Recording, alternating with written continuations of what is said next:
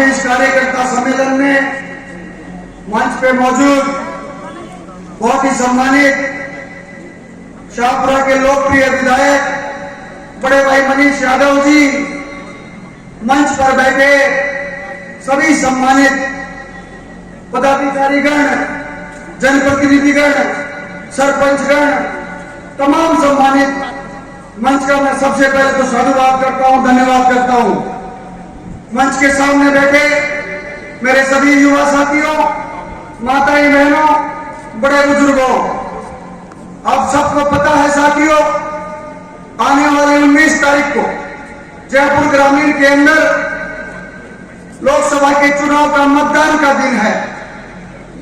इस कार्यकर्ता सम्मेलन में शाहपुरा विधानसभा के कोने कोने से, मोतियों से महंगे मेरे कार्यकर्ताओं से मैं कहना चाहता हूं, आप सबको यह तय करना पड़ेगा कि इस लोकसभा चुनाव में आप इस किसान के बेटे को, जिसको केंद्रीय नेतृत्व ने 30 साल की उम्र में आपकी सेवा करने के लिए पार्टी का प्रत्याशी बनाकर भेजा। साथी,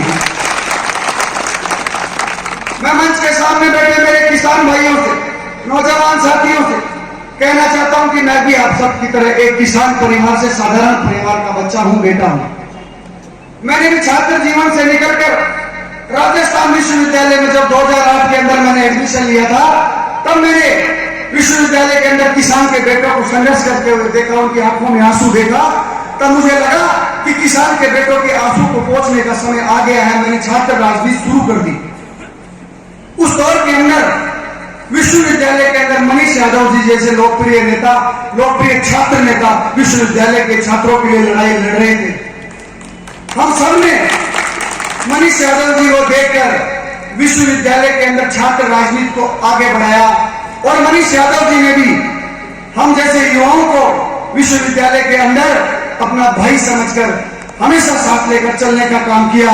और जब 2014 के अंदर एनएसए छात्र संगठन से मुझे टिकट मिला राजस्थान विश्वविद्यालय में एनएसए को, तब कोई एक भी सीट जीत कर नहीं आई थी विश्वविद्यालय के अंदर।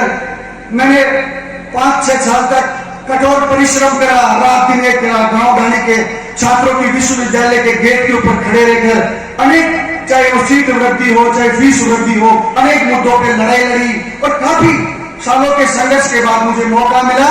उसमें अगर सबसे ज्यादा योगदान किसी का है तो वो मनीष यादव का था। इस बात को मैंने कई बार मंच के माध्यम से दोहराया, और आज जब देश की सबसे बड़ी पार्टी ने मुझे प्रत्याशी बनाकर आप सबके बीच में भेजा है,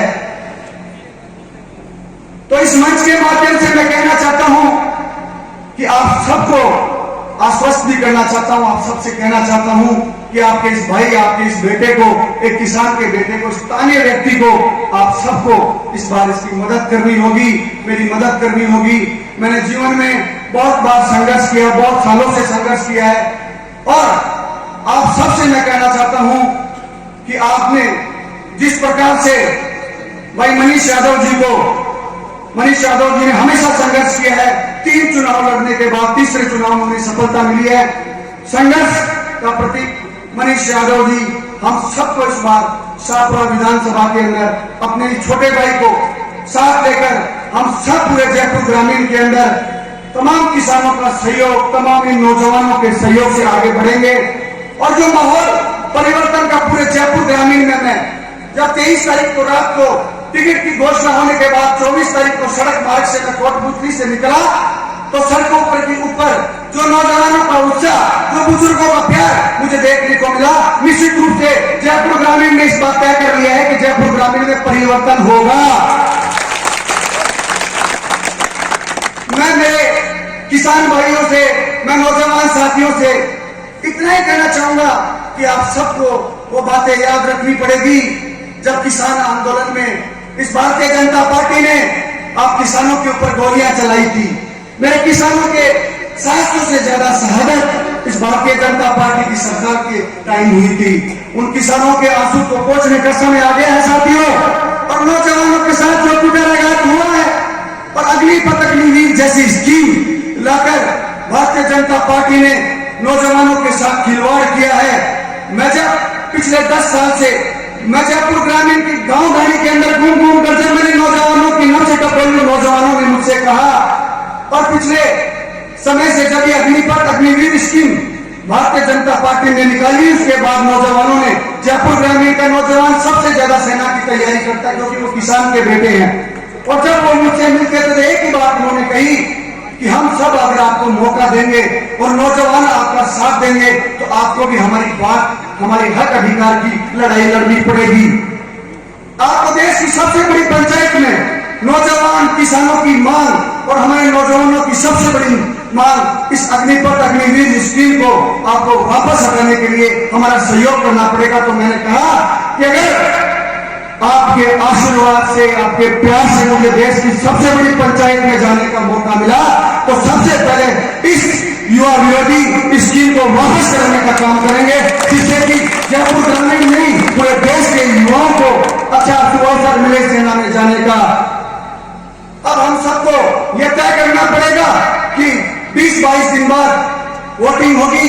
हम सबको इस सभा के बाद अपनी जिम्मेदारी लेकर जाना पड़ेगा। एक एक कार्यकर्ता को मेहनत से आगे बढ़ना पड़ेगा।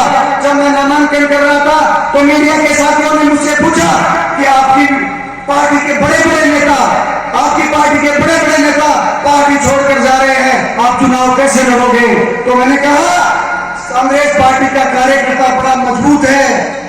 जयपुर ग्रामीण कांग्रेस का कार्यकर्ता बहुत मेहनती है। नेता पार्टी छोड़कर जा सकते हैं पर कार्यकर्ता कभी पार्टी छोड़कर नहीं जाएगा। कार्यकर्ताओं ने हमेशा नेताओं को बनाया है और मैं तो उन नेताओं को भी इस मंच से खुले मन से कहना चाहूंगा कि पार्टी ने आपको प्रदेश और देश में बड़े बड़े पदों पर बैठाया है। आज पार्टी का थोड़ा सा समय खराब के आया, पार्टी छोड़कर जा रहे हो, लेकिन ये कार्यकर्ता पूरी ताकत और ईमानदारी लगन से 2024 के इस लोकसभा चुनाव में जयपुर ग्रामीण की लोकसभा सीट बड़े अंतर से कांग्रेस पार्टी की झोली में डालने का काम करेगा। आज आप सबके बीच में जो जोश युवाओं में और जो बुजुर्गों के अंदर आंखों में आंसू, आंखों में एक ललक मैंने देखी, मैं निश्चित रूप से कह सकता हूं कि आपका प्यार और आशीर्वाद आपके इस बेटे को मिलेगा और आपका ये बेटा भी हमेशा आपके लिए संघर्ष करता रहेगा। आपके संघर्ष, आपके हक और अधिकार की लड़ाई कभी इसमें पीछे नहीं हटूंगा, हमेशा आपके लिए संघर्ष करूंगा। आज कार्यकर्ताओं से मैं अपने परिवार के प्रत्येक व्यक्ति से मिलने आया हूं। आगामी दिनों में हमारे पास है, हम सब मिलकर आगे बढ़ेंगे और इस बार जो परिवर्तन की लहर है उसमें हम सब सम्मिलित होकर शादियों के अंदर उसका सबसे बड़ा योगदान हो, यह मैं आप सबसे इस मंच के माध्यम से कहना चाहता हूं। आप सबको एक बात और मैं कहना चाहता हूं कि आप सब लोग अपनी लगन और ईमानदारी से इस चुनाव में हमें काम करना है, क्योंकि कांग्रेस पार्टी हमेशा किसानों के, नौजवानों को, किसान के बेटे को आगे बढ़ाने का काम करती है। कांग्रेस पार्टी ऐसी पार्टी है जिसने मेरे जैसे 30 साल के नौजवान को आपके बीच में प्रत्याशी बनाकर भेजा है। एक कांग्रेस पार्टी की सोच हो सकती है कि किसान के बेटे को कैसे आगे बढ़ाया जाए, तो हमें भी कांग्रेस पार्टी को मजबूत करना है, कांग्रेस पार्टी के पक्ष में ज्यादा से ज्यादा मतदान कराना है। इन सभी मेरे कार्यकर्ताओं से मैं कहना चाहता हूं कि आपको अपने बूथों में मजबूती से लड़ाई लड़नी है, डटकर खड़ा रहना है, लगन ईमानदारी से काम करना है। दुनिया की कोई ताकत नहीं कि हमें आगे बढ़ने से और ये चुनाव जीतने से रोक सके। आप सबको मेहनत से ये लड़ाई लड़नी पड़ेगी और ईमानदारी से लड़ाई लड़नी पड़ेगी। कांग्रेस पार्टी के लिए काम करना पड़ेगा। हम सब कांग्रेस पार्टी के सच्चे सिपाही है और मैं युवाओं से कहना चाहूंगा कि अभी 34 साल की उम्र में देश की सबसे बड़ी पार्टी से प्रत्याशी बन सकता है, तो आप सभी पार्टी के लिए अगर ईमानदारी से काम करोगे तो पार्टी आपको बड़े बड़े पदों पर नवाजेगी। अंत में मैं मंच पे बैठे हुए सभी नेताओं से भी कहना चाहूंगा कि आप सब लोग अपनी जो भी आपको आगे दिशा निर्देश हो उस दिशा निर्देश पे आप काम करो और कांग्रेस पार्टी को हम कैसे आगे बढ़ाएं, कैसे हम सब काम करें, उसके लिए हम सबको काम करना है। इस मीटिंग के बाद भी हम सबको यहाँ बैठकर अपनी अपनी जिम्मेदारियां बांटनी पड़ेगी, अपनी अपनी जिम्मेदारियां लेनी पड़ेगी और कैसे हम आगामी 18-20 दिन तक काम करें। आप सबको उसके लिए अपनी जिम्मेदारी लेनी पड़ेगी। आप सबको मैं बहुत धन्यवाद करना चाहूंगा कि कल से जब विधानसभा वार कार्यकर्ता सम्मेलन शुरू हुए, उसके बाद शाहपुरा के नौजवानों और किसानों ने जो मेरे ऊपर ये आशीर्वाद बनाया है, मैं निश्चित रूप से आपका बहुत धन्यवाद करना चाहूंगा कि आपके इस भाई और आपके इस बेटे को आप आने वाली 19 तारीख को अधिक से अधिक मतदान कराकर विजयी बनाए और कांग्रेस पार्टी की जोड़ी में इस सीट को डालने का काम करें। आप सबका बहुत धन्यवाद। जय हिंद, जय भारत, राम राम साहब। भाई अनिल चोपड़ा जी ने अपनी बात हम सब लोगों के